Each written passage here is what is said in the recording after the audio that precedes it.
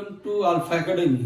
আজকে আমরা ক্লাস 12 এর এইচএস 2019 এর কোশ্চেনটা বোঝাবো। Sachin and Sourav are partners in a firm. Sachin আর সৌরভ হচ্ছে একটা কোম্পানির partner. They share profit and losses in the ratio 3:2। Share আর profit losses in the ratio 3:2। Their balance sheet as on 31 March 2018 একটা ওল্ড ব্যালেন্স শিট দেওয়া হয়েছে। সেখানে লাইবিলিটিস আছে, অ্যাসেট আছে। On 1/4/2018 Rahul was admitted as a new partner having 1/5 share of the future profit of the farm on the following terms and condition. 1/4/2018 Rahul একটা নতুন partner হিসাবে এসেছিল। ওল্ড পার্টনার সচিন সৌরভ আর নতুন পার্টনার এসছে রাহুল, নতুন পার্টনার এসছে। এবারে আমাদের টার্মস অ্যান্ড কন্ডিশনগুলো পড়তে হবে। 1 নম্বর, গুডউইল ওয়াজ ভ্যালুড রুপিস 1,25,000 টাকা। এটা মনে রাখতে হবে, এটা ফার্মের গুডউইল। আমাকে অঙ্ক করতে গেলে ইন্ডিভিজুয়ালি নতুন পার্টনার রাহুলের গুডউইল বার করতে হবে। এটা firm goodwill. 2 number, building should be revalued 1,20,000 টাকা। বিল্ডিংয়ের ব্যালেন্স শিটে কত আছে? 1,00,000 টাকা। আর এখানে কত আছে? বিল্ডিং শুড বি রিভ্যালুড 1,20,000 টাকা। অর্থাৎ এখানে রিভ্যালুড আমরা আগের ভিডিওতে অ্যাডমিশন অফ পার্টনারে তোমাদেরকে প্রফর্মা দিয়েছিলাম এবং ছক দেওয়া হয়ে গেছিলো। রিভ্যালুড মানে আমাকে মূল্য দেখে বুঝতে হবে বেড়েছে না কমেছে। এটা অঙ্ক করতে করতে আমরা বোঝাবো। তারপরে 3 number, plant should be depreciated by 20%। Plant 20% depreciation charge করতে বলেছে। 4 number, provision for doubtful debt should be raise to 10% on ডেটার্স।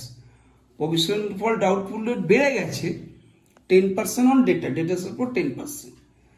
Stock should be revalued. Stock নতুন মূল্যায়ন হয়েছে 30,000 টাকা। Rahul introduce ₹30,000 as capital. Rahul যে নতুন পার্টনার, সে কোম্পানিতে 30,000 টাকার মূলধন দিয়েছে। And necessary amount of share goodwill in cash, এবং গুডউইলের ক্যাশের টাকাটা বার করতে হবে। Prepare revaluation account and partners capital account in the books of farm. কেবলমাত্র এই অঙ্কটার ক্ষেত্রে রিভ্যালুয়েশন অ্যাকাউন্ট এবং পার্টনার্স ক্যাপিটাল অ্যাকাউন্ট করতে বলেছে। Revaluation account 2 marks, partners capital account 4 marks, total হচ্ছে 6 মার্কস। বড় অঙ্কর ক্ষেত্রে তোমাদের ব্যালেন্স শিট থাকে। তা যেহেতু এই অঙ্কটার ক্ষেত্রে রিভ্যালুয়েশন অ্যাকাউন্ট পার্টনার্স অ্যাকাউন্ট খুলতে বলেছে, আজকে আমরা রিভ্যালুয়েশন অ্যাকাউন্ট এবং পার্টনার্স ক্যাপিটাল অ্যাকাউন্টই বোঝাবো। ওকে, তোমরা বোর্ড ফলো করো এবং কোশ্চেনের সাথে সাথে আমি বোঝানোর চেষ্টা করছি। দেখো, রিভ্যালুয়েশন অ্যাকাউন্ট, রিভ্যালুয়েশনের প্রফর্মা আগের ভিডিওতে দেওয়া হয়েছে, আমরা অঙ্কটা বোঝাচ্ছি। রিভ্যালুয়েশন অ্যাকাউন্টে তোমার সম্পত্তি কমে গেলে ডেবিট হবে। এখানে শর্ট টিপস দেওয়া হয়ে গেছে। সম্পত্তি কমে গেলে, দায় বেড়ে গেলে ডেবিট হবে। সম্পত্তি কমে গেছে, দেখো প্ল্যান্ট 25,000 টাকা। Plant should be depreciated 20%। তাহলে প্ল্যান্ট 25,000 টাকা 20% করে চার্জ করা হয়েছে, তাহলে 5,000 টাকা। সম্পত্তি কমে গেছে মানে রিভ্যালুয়েশনের ডেবিট দিকে হয়েছে। স্টক কি? স্টক রিভ্যালু 30,000, কিন্তু listed price balance sheet, old balance sheet 40,000। 40,000 থেকে 30,000 বাদ গেলে 10,000 টাকা স্টক কমে গেছে। প্রভিশন ফর ডাউটফুল ডেট কিন্তু দায়, এটা মাথায় রাখবে। দায় বেড়ে গেলে ডেবিট হবে, মাইন্ড ইট। তাহলে প্রভিশন ফর ডাউটফুল একটি লেস আইটেম, এটা ব্যালেন্স শিটের অ্যাসেট সাইডে আছে, কিন্তু এটা লেস আইটেম, তবুও কিন্তু এটা দায় হবে। তাহলে প্রভিশন ফর ডাউটফুল ডেট 75,000 টাকা 10%। ডেট আছে 10% বলেছে কোশ্চেন পেপারে। 75,000 টাকা 10% থেকে কি হবে? 5,000 টাকাটা লেস করতে হবে, তাহলে 2,500। 75,000 টাকা 10% করলে 7,500।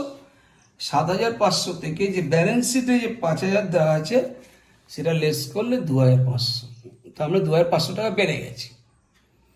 এবারে আমরা ক্রেডিট দিকে দেখি। বিল্ডিং আমরা বলেছি যে যদি সম্পত্তি কমে গেলে, দায় বেড়ে গেলে ডেবিট হবে, আর উল্টো হলে ক্রেডিট হবে। উল্টো মানে সম্পত্তি বেড়ে গেলে ক্রেডিট হবে, উল্টো। তাহলে এখানে সম্পত্তি বেড়ে গেছে, বিল্ডিং অ্যাকাউন্ট 1,20,000, আর ব্যালেন্স শিটে ওল্ড ব্যালেন্স শিট কত ছিল 1,00,000 টাকা, তাহলে 1,20,000 থেকে 1,00,000 বাদ গেলে 20,000 টাকা। তাহলে সম্পত্তি বেড়ে গেছে বলে আমরা রিভ্যালুয়েশন অ্যাকাউন্টে ক্রেডিট দিকে দেখিয়েছি। এবারে আমরা ব্যালেন্স বার করব। ক্রেডিট দিকে 20,000 টাকা, ক্রেডিট দিকটা বেশি হচ্ছে, ক্রেডিট দিকে 20,000, এই 20,000 টাকাটা কেন বসালাম, বসিয়ে এইগুলো যোগ করে ব্যালেন্স বার করলাম 2,500 টাকা। এই 2,500 টাকার অ্যান্সার, কিন্তু আমাদের যেহেতু ওল্ড পার্টনার, সেটাই 2,500 টাকাটাকে আমাকে রেশিওতে খাওয়াতে হবে। কোশ্চেন পেপারে 3:2 রেশিও দেওয়া আছে, তাহলে পার্টনার্স ক্যাপিটাল অ্যাকাউন্ট রেশিওটা 3:2।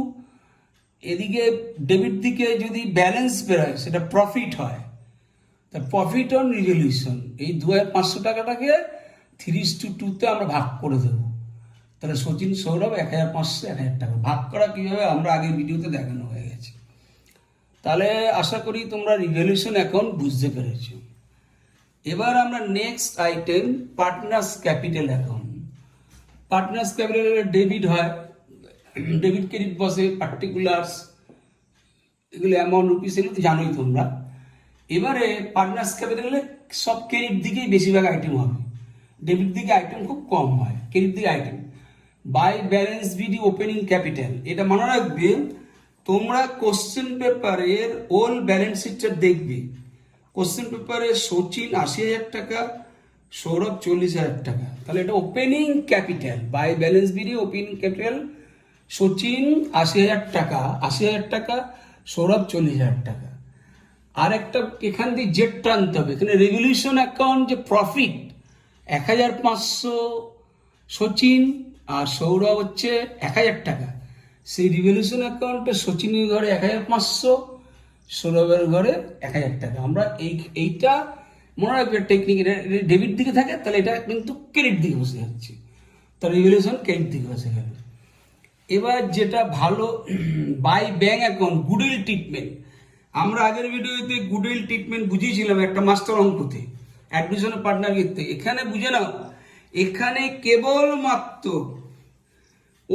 ওল্ড রেশিও আছে, তাহলে ওল্ড রেশিও আর স্যাক্রিফাইসিং রেশিও একই হবে। যদি নিউ রেশিও না থাকে, আমি নোট দিয়েছিলাম ওল্ড রেশিও আর স্যাক্রিফাইসিং রেশিও এক হবে, 3:2। এটা গুডউইলের ক্ষেত্রে চার্জ হবে।